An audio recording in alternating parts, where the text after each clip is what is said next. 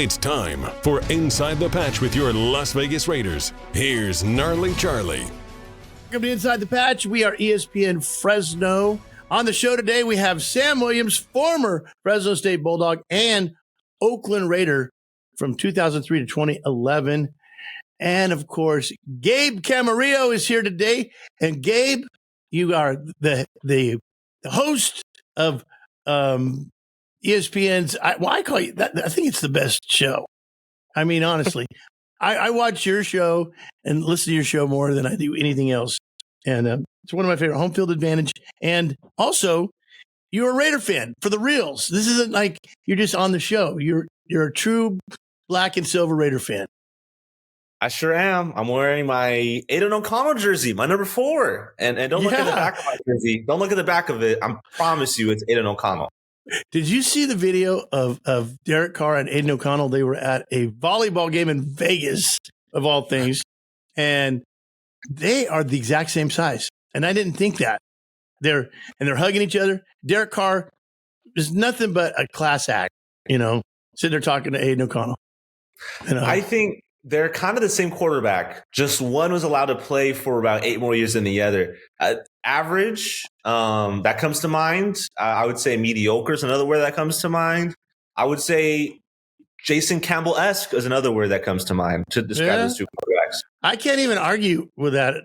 But the other thing, too, that once again, talking about my stepdad, who I hate, Josh McDaniel, ruined my Devontae Adams, Derek Carr reunion by putting Derek in a box and saying, you can't do it, no audible.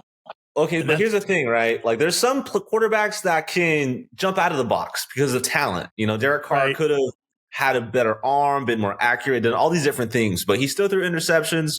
He still played kind of bad.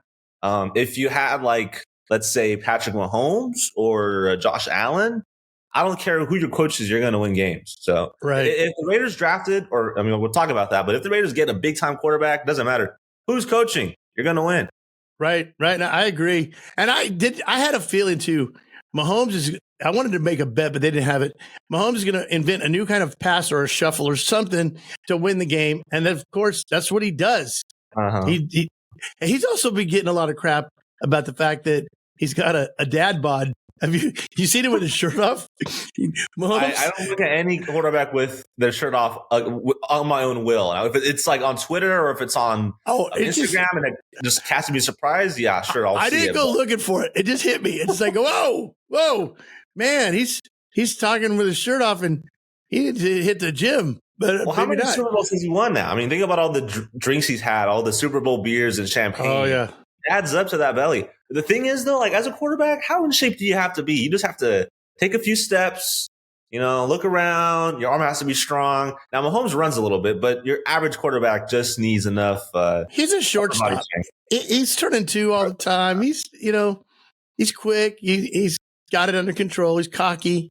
Quarterbacks are usually out of shape. Like Joe Namath, that dude was freaking doing cigars and drinking beers. And Phillip Rivers was not in shape. That dude was fat by the time his career was over. He had 19 kids. And the funny thing is, he's a Mormon that talked crap, but it was clean.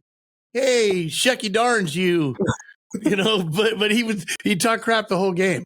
Dag nabbit. Yeah. Well, I heard a rumor that they're trying to get Phillip Rivers to come out of retirement and join the Raiders. I'm like, jeez. I think that is 19 steps the wrong way. So. Absolutely. I mean, just might as well get Peyton Manning out of retirement, get him off the ESPN telecast and throw him in there as a Raider quarterback. Exactly. Or Cooper Manning. He never got to play. Let's get him out. Let's see what he can do. Get him a yellow jacket. All right. Yeah. So I'm at the DMV last week and I'm wearing my Raider shirt. Start talking to this guy and he's nice enough, dude. We're talking football. Some other guy, don't know who he is, turned around and said, the NFL's rigged. And I'm like, this line is not moving fast, so I'm going to hear, right? And so for 45 minutes, this guy told me, and I said, okay, I can't disagree with that point, but I go, and I don't want to argue with him. I don't know this guy. We're DMV, And he made some points that were interesting, but I'm like, there's too many movies. If it was rigged, and I don't think it is, but if it was rigged, how do you keep everyone secret? I don't. The only way I think it could be is the referees, but and I'm not accusing anybody of that. But where do you stand on it? I'm sure you've heard this. If it was rigged, there's a lot of clear signs that it is, and there's a lot of easy ways to admit that it is. So, how convenient is it that Tom Brady won all these Super Bowls? He's considered the GOAT. You could say he was manufactured the GOAT because the tuck rule was a fumble, not an incomplete pass. So, you could say the refs helped out the future GOAT there. And, they didn't know what Tom Brady was going to be back then, maybe, but possibly they were in on a script. I mean, how convenient that one play propelled Tom Brady's career. Because think about, if Brady were to lose to the Raiders probably beat the Steelers, Raiders play the Rams in the Super Bowl. I mean, there's no Tom Brady. Tom Brady maybe gets the bench job in 2022, but he wins the Super Bowl his first year. Boom, his career. Now it looks like I'm Mahomes now. Brady's starting to taper off. Roger Goodell typing away on the script, being like, dude, who's going to be the next Brady? Because this Brady guy's worth so much money. A lot of merchandise, a lot of fans. Now Goodell's thinking, okay, let's choose a guy from Texas, the most football crazy state in America. Patrick Mahomes, he's going to be our guy. He's an ethnicity, he's not just some tall white guy. He's kind of going to relate to everyone of all races, of all genders, of all ages. Right. Because Mahomes kind of appeals to the younger crowd and appeals to the older crowd too. As Mahomes is humble, but Mahomes is cocky and confident at the same time too. He's kind of both. So Mahomes. Don't forget Taylor Swift. Bring her in too. Let's eventually coming in here. Mahomes he goes against Brady twice. Huge games. Brady beats him both times. So you can't say that Mahomes is the GOAT ever again because Brady's the GOAT because he beat Mahomes head to head.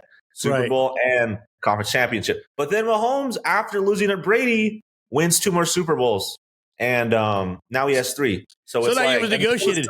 It was negotiated. And it's like, okay, now we're going to start introducing 2 superstars, a quarterback and the biggest pop star since Michael Jackson. So I know. Now you have to figure out a way. Mahomes has already had a wife.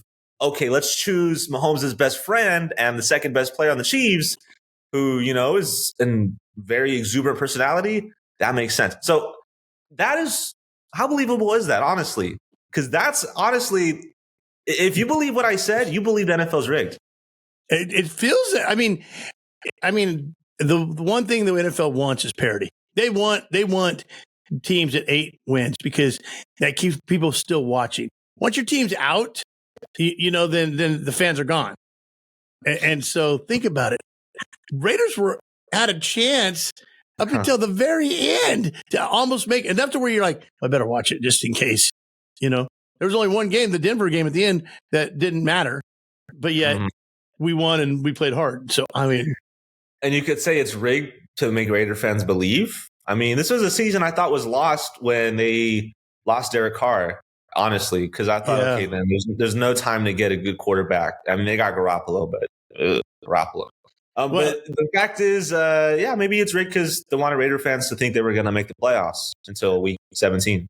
Okay, if it is rigged too, we're on the bad guys team. We're the Raiders are the villain for sure. We're never going to win. No, we're the team that always something bad happens. Like in the script, Garoppolo, gets injured, or Carr gets injured, or something. Coach sends some bad emails, or just all this crazy stuff happens to us. But something where you go, "Oh my God, are you serious?" That moment where you're like, "Oh no."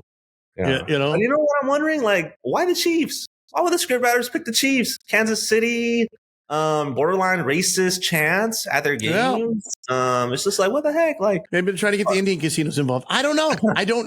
And then the Raiders, we don't even get a home game anymore. Max Crosby was talking about how he missed the Oakland crowd because the Oakland crowd was all Raider fans. Where now it's a crapshoot.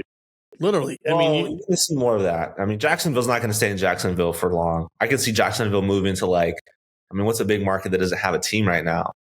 Oh, there's a couple MLB is going to go to Salt Lake City and Nashville. What if you put a football team in Salt Lake City? That's a team that's a town that has an NBA franchise and could have an MLB franchise. I think they're gonna move some of the smaller market teams to bigger markets as 20, 30 years pass because we're moving towards there might be a London team. There might be a Germany that I could see that happening, which would kind of be. Ugh. And it only lends to the point that we're making that the NFL wants ratings to be boosted. They don't want to lose money having a team in Jacksonville when they could make money having a team in London, or they don't want to lose money having a team in Carolina. I mean, Charlotte's actually a pretty big city, so I take that back. Maybe Carolina's safe, but there's a lot of different teams that could be moved to bigger towns. And I think it's just because NFL wants money, and they made the most money ever off the Super Bowl. How many people watched it? Like more than ever before. So it's like, this is why people think it's rigged, because NFL's richer than ever. And it's at a time where NFL ratings are dropping because, people are stopping watching sports and stopping playing sports. But now all of a sudden it's better. Rigged. Yeah. And like I said, we're just talking about possibilities, but man, it does seem like either they've got it planned out perfect or I don't know. Just the way things happen, and Raiders are the bad luck team right now. And now there's one reason why it's not rigged and why we're talking a bunch of nonsense. If I am a Raider player, I'm blowing the cover off this whole thing. I don't care how many millions I'm paid. I'm saying, guys, here's the script. Here it is. I was supposed to fall down. I just been 10 here to lose the game. Exactly. No, exactly. Well, okay. So as we move forward on the unrigged version of the NFL, what do you think the Raiders are going to do? Because Garoppolo this seems weird too. That Garoppolo, before he signed, there was that weird 1 to 2 week period where something wasn't right. Well, now, if we cut him, we're going to save $22 million roughly. And we already look pretty good in the cap. And I'm thinking, wait a minute. Is Davis paying Garoppolo to the table? That was part of the thing. Hey, if it doesn't work out, you're going to take the supplement and then I'll pay you on the side. I mean, to me, it's like another, because it's like a free gift. Oh, God, you're gone? Because we're going to cut you anyway. We saved $22 million. Cutting him by March 5th. So you think that they can maybe sign a quarterback free agency wise, or honestly? So here's what I wrote down because I knew I was going to talk about this. Kirk Cousins. What's wrong with Kirk Cousins? Free agent quarterback, play good for the Vikings. He's available. Looks better with his shirt off than Mahomes. Do you go 36-year-old Kirk Cousins, or do you go rookie quarterback in the draft with a 13 or 14th overall pick? That's the question in my mind. Well, the other thing I think about that is, it used to be like Mahomes sat the first year. You used to you get somebody, you sit them. Not anymore. You're on the field. You're playing. Well, it worked for Mahomes though. Why not train a guy like Jaden Daniels or, whoever you pick up, Michael Penix, the lefty from Washington, and have him train under Kirk Cousins? That's not a bad idea, but it will. The guys that maybe this is their last year, they're like, no, we want to win now. I don't want to wait. And I feel like Mark Davis is in he's getting all these coaches, and there's no cap on coaches. He's paying for Marvin Lewis and a lot of. I'm going. He's going for it. He's like swinging for the fence with the coaching. So, maybe you don't think Kirk Cousins needs coaching, but I think Kirk Cousins gives you the window to win now. I mean, veteran leadership. No, I agree. Veteran leadership, arm. Yeah. Well, think about it. We beat the Chiefs, and Aiden O'Connell didn't complete a pass after the first quarter, and we won. Yeah. And could you imagine if we would have had Russell Wilson, who I'm not a big Russell Wilson guy, but if he was the quarterback, I think our chances of winning would have been a lot better. I don't even look at that game, Charlie. I look at the 3-0 loss to Minnesota, and I'm like, if we had just an average NFL quarterback, someone who can throw a touchdown pass, we win 7-3. Well, the Cousins was hurt. He wasn't playing in that game, right? He wasn't. No, you had like Jaron Hall or Josh Dobbs, one of those guys. But so he could have been the difference maker, and it could have been a blowout for the Vikings, or I don't know. And then we turn around and score 63. The script's weird. Whoever's writing the script is stupid. So I see both sides. I don't have an opinion. Because there's a side of me that likes the Kirk Cousins idea. I like that. But then if we give up too much to get to a Jaden or I don't want to give up 6 picks Because not only do we, if we give up 6 picks, those are 6 opportunities to pay someone the league minimum, and if we have to replace them with guys that have been cut we're good, we got to pay them a lot more money. So it really it puts you back. If you give up 5 or 6 picks, you're missing the big picture. Is they come in on rookie deals? It's cheap for 3 years, and that will throw us back into So Gabe, you're in charge. You're the new. What do you do? What's your move? I don't want to trade up. You don't need to trade up. I mean, there's some good quarterbacks in this draft, but there's too many hungry teams for them.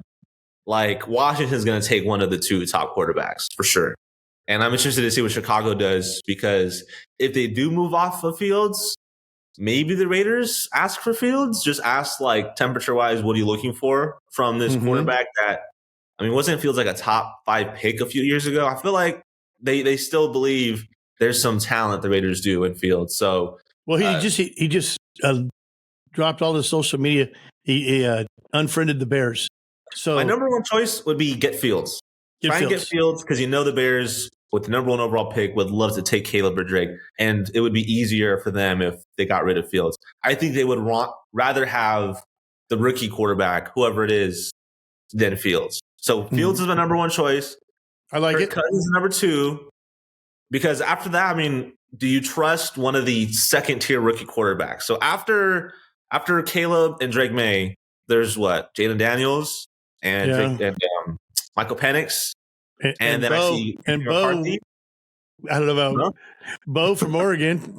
Bo Nix from Oregon. Yeah. Those guys can get second-round selections. You can pick them up in the not top 15. You got a top 15 pick. Honestly, what I would want is like an edge rusher, someone to pair with Max Crosby. Yeah. And you got Tyree Wilson from last year, who's playing, I think, interior now. He's like a D tackle kind of guy.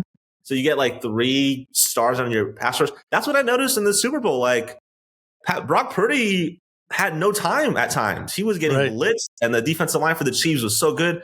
The defense for the Chiefs was so good. And I realized that you can really go far with the defense. We saw that with the Raiders. The Raiders were obviously one of the best defenses in the NFL. They beat the Chiefs with just defense.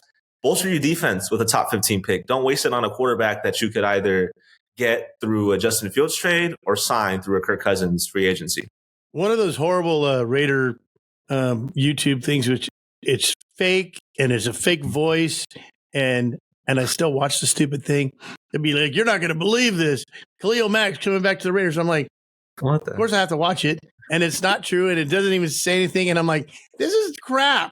But I want the old Khalil Mack, but that's just my Raider heart going, man, Max and Khalil, Mack and Max, woo. But even that, it's not. I'm actually, in hindsight, that was a really good trade, because they got Josh Jacobs from that trade for, get him away, Khalil Mack. I was upset at the time. Oh, I was so mad. I'm still mad. Just like this one, 52 jerseys gone by now.